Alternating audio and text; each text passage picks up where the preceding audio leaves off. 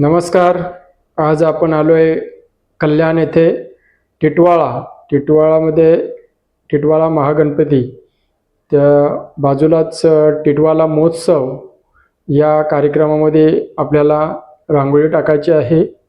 संकल्प प्रतिष्ठान यांच्या माध्यमातून आणि विजय देशेकर भाऊ यांच्या संकल्पनेतून साकार किंवा सुरू असलेला हा टिटवाळा महोत्सव 10 दिवसाचा हा कार्यक्रम आणि त्यामध्ये आपल्याला पहिल्या दिवसाची स्वागतासाठी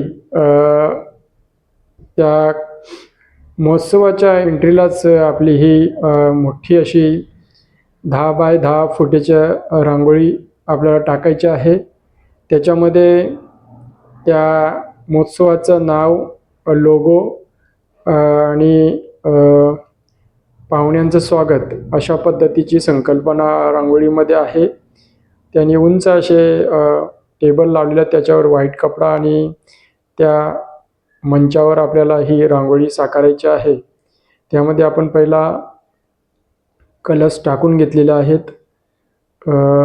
त्यानंतर मधोमध बरोबर आपल्याला सुंदर असं टिटवाळा महोत्सव असं नाव तिथे टाकायचं आहे आणि ते आपण टाकत घेतलेलं आहे व्हाईटमध्ये.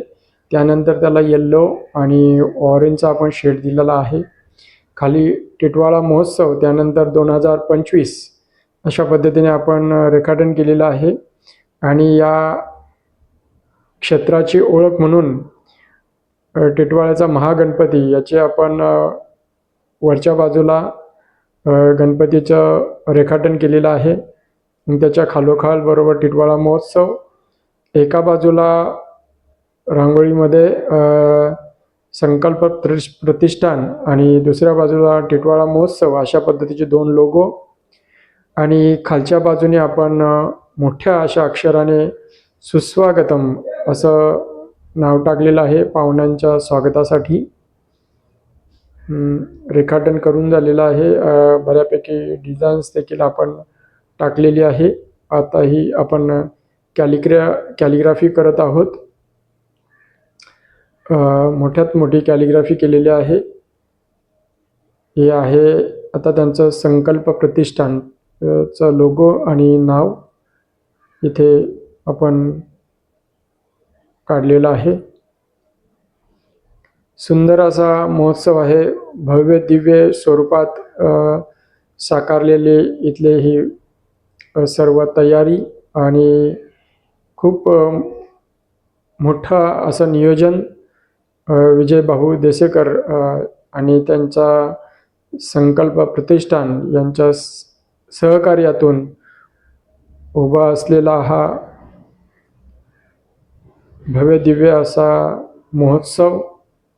आणि या महोत्सवाची शोभा वाढवण्यासाठी तसेच पाहुण्यांचं स्वागत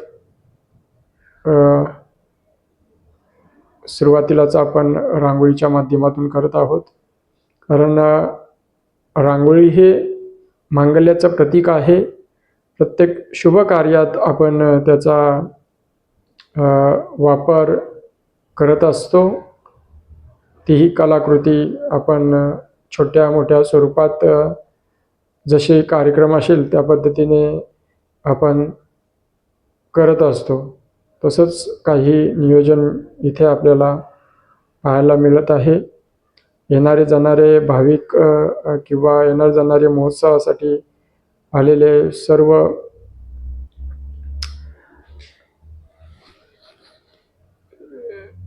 सर्वच पाहुणे हे आपल्या रांगोळीचे सेल्फी घेत होते, फोटो काढत होते.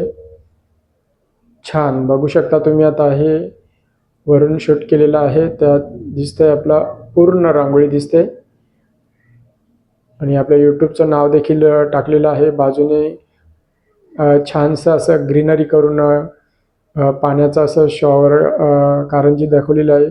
हे बघा, हे आता चालू झाल्यानंतर पाण्याचे आपल्याला समोरच फ्रंटला दिसतंय कारंजी आणि त्याने आणखीनच आपल्या रांगोळीचा लुक म्हणजे शो आणि छान दिसतोय. आता इथून येणारी जाणारी जे पब्लिक आहे ती रांगोळीचे फोटो घेत आहेत. नक्कीच आपल्याला जर रांगोळी आवडली असेल तर लाईक करा, शेअर करा आणि चॅनलला आपल्या सबस्क्राईब करा. धन्यवाद.